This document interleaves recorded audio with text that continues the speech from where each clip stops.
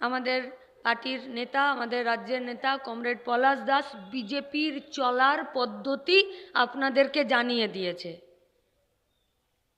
ये लोग जब पार्लियामेंट में रहते हैं तब ये लोग एमपी लोगों का मेजोरिटी से 8 घंटे का काम करने का जो अधिकार था, उस अधिकार को ये लोग तोड़ दिया, मरोड़ दिया, इसको नीचे फेंक दिया। यही लोग अभी पश्चिम बंगाल में विधानसभा में मेजोरिटी बीजेपी का सीट लेकर आए हैं। ये डबल इंजिन का सरकार नहीं है, এটা সাঁড়াশি আক্রমণের সরকার হয়েছে। উপরেও কাটবে, নিচেও কাটবে, আমাদেরকে এক থাকতে হবে।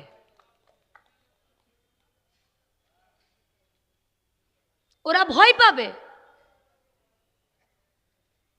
ওরা প্রতিনিয়ত আতঙ্কে থাকবে, ওরা প্রতিনিয়ত এই ব্যবস্থার সাথে, এই শোষণের সাথে, এই অত্যাচারের সাথে ওরা অ্যাডজাস্ট করবে। কেন? কারণ ও যে কাজটা করছে সেই কাজটা টিকিয়ে রাখা হবে ওর কাছে মূল প্রায়োরিটি, মূল কাজ হবে। ও বললেই প্রতিবাদ করতে পারবে না, না তো মালিকের বিরুদ্ধে, না তো পুলিশের বিরুদ্ধে, না তো সরকারের বিরুদ্ধে। আমাদের অফিস হবে তাকে সাহস দেবার জায়গা, তুমি লড়ে যাও, আমরা সবাই একসাথে আছি। তাই আমাদের অফিসের অনেক বড় দায়িত্ব। ওরা একদিন লড়বে, আমরা সবাই সিআই2 মিলে ওদেরকে সংগঠিত করে ওরা একদিন ঝান্ডা নেবে, একদিন দাঁড়াবে, একদিন স্ট্রাইক করবে। আমরা দেখেছি তৃণমূলের রাজত্বে বাসের ড্রাইভার বাস চালাতে চায়নি, পুলিশ এসে জোর করে বাস চালিয়েছে। ভোরবেলা বাসে এসে বসেনি, বাড়ি চলে গেছে ডাকতে যে বাস চালাতে হবে। বলেছে বাসের ক্ষতি হয়ে যাবে, বলেছে ওসব জানি না, বাস চালাতে হবে। ও প্রথমবার লড়বে, দ্বিতীয়বার লড়বে। যখন পুলিশের আক্রমণ বাড়বে আর এই সরকারের আইনিগত আক্রমণ বাড়বে, তখন ওর মধ্যে হতাশা আসবে, ও দুর্বল হবে। আমাদের এই অফিস হবে ওকে জেদ সঞ্চার করার জায়গা, যে তুমি জেদি হও, আমরা তোমার সঙ্গে আছি।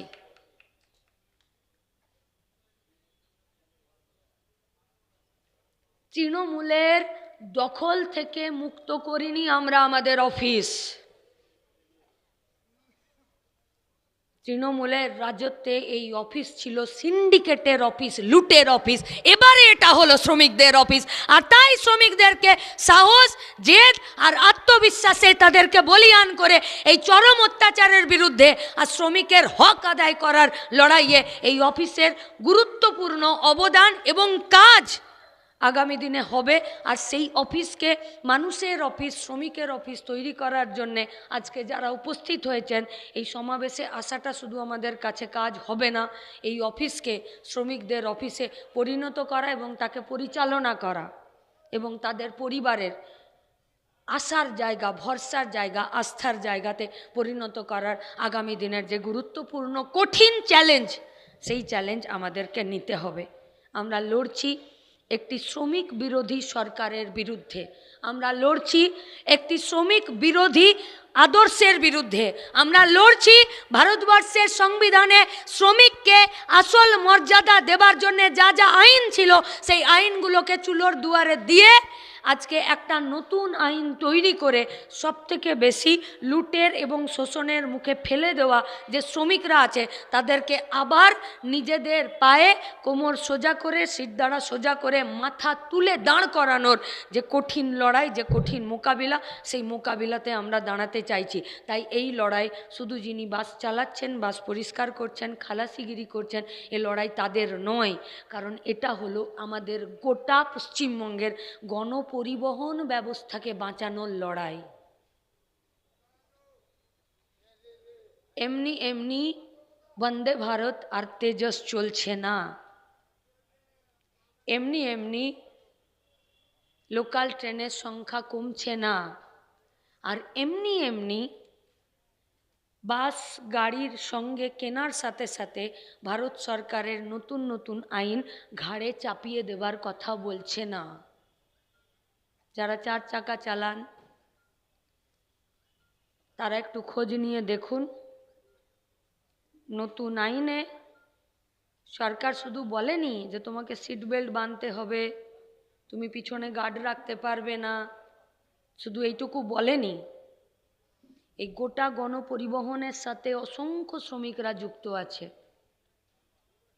রোড তৈরি করার শ্রমিকরা যুক্ত আছে, বাস গাড়ি খারাপ হয়ে গেলে অটোমোবাইল গ্যারেজের শ্রমিকরা যুক্ত আছে, রাস্তায় পথে ঘাটে দাঁড় করিয়ে কোনো ডিগ্রি নেই ইঞ্জিনিয়ারের, অটোমোবাইলের কোনো কারিগরি ডিগ্রি নেই, কিন্তু দীর্ঘদিন ধরে এই কাজে টেনিয়াগিরি করতে করতে রাস্তার ধারে কোনো একটা বড় জায়গাতে বাস গাড়ি ট্রাকের মতন বড় বড় ভেহিকেলসের কাজ চুটকিতে সমাধান করে দেয়।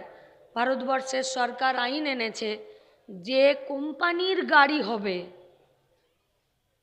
যে কোম্পানির গাড়ি হবে সেই কোম্পানিরই রিপেয়ারিং সেন্টারে তোমার গাড়িকে তোমাকে রিপেয়ার করতে হবে। বাস থেকে শুরু করে সেই দিকেই আইনের খোরাক এবং আইনের দাবড়ানি যাচ্ছে। তাই এই অফিসকে ব্যবহার করে শ্রমিকদের পাশে দাঁড়ানো মানে এই গোটা পশ্চিমবঙ্গে যত গ্যারেজে এবং অটোমোবাইল সেক্টরে ডিগ্রিহীন যে সমস্ত ছেলেমেয়েরা আমাদের জান কবুল করে হাতের কেরামতিতে কাজ করে, আমাদের অফিস আসলে তাদেরকে বার্তা পাঠাবে, লড়ে যাও, আমরা সঙ্গে আছি। তাই যারা অফিস খুলেছেন তাদেরকে লাল সেলাম। আর এই অফিসকে শুধুমাত্র দখলের অফিস বা দখল মুক্তর অফিস নয়, এই অফিস হবে শ্রমিকের, তার ঘামের আর তার ঘামের দামের সঠিক লড়াইয়ের অফিস। আর সেই অফিসকে মানুষের জন্য চিরকাল খুলে রাখার জন্যে দায়িত্ব আমরা নিজেরা নিয়ে CI2-র ঝান্ডা কাঁধে নিয়ে শ্রমিকদের হকের আর শ্রমিকদের ঘামের দাম আদায়ের লড়াইয়ে এই অফিস আগামী দিনে গুরুত্বপূর্ণ ভূমিকা পালন করুক। আর এই গুরুত্বপূর্ণ ভূমিকা পালনে আমরাও আমাদের যথাসম্ভব যতটা বেশি পারা যায় আমরা আমাদের কাজ, আমরা আমাদের সময়, আমরা আমাদের পরিশ্রমকে এই অফিসের সাথে যুক্ত করব, এই আশা রেখে আপনাদের কাছে এই প্রত্যাশা রেখে আমি আমার কথা শেষ করছি। ইনকালাব জিন্দাবাদ। লাল ঝান্ডার অফিস, CI2-র অফিস মানে সব শ্রমিকের অফিস। এই অফিসকে আমরা এইভাবেই পরিচালনা করব, এটাই আমাদের আজকের শপথ। তিনি যখন কোনো মোটর ট্রান্সপোর্টের শ্রমিক, তখন তার একটি পরিচয়, তিনি শ্রমিক। এবং তিনি যদি নিজের ভাতের জন্য, নিজের কাজের জন্য, নিজের অধিকারের জন্য লড়েন, তাহলে তাকে এই পশ্চিমবঙ্গে, এই ভারতবর্ষে এই শ্রমিক বিরোধী সরকার এবং রাজনীতির বিরুদ্ধেই লড়তে হবে এবং তাদের জন্য এই দরজাটা সবসময় খোলা থাকবে। এইটা কোনো কাটমানি তোলাবাজির অফিস হবে না, এটা শ্রমিকেরই অফিস হবে। গুরুত্বপূর্ণ দায়িত্ব, সেই দায়িত্ব CI2 পালন করবেন।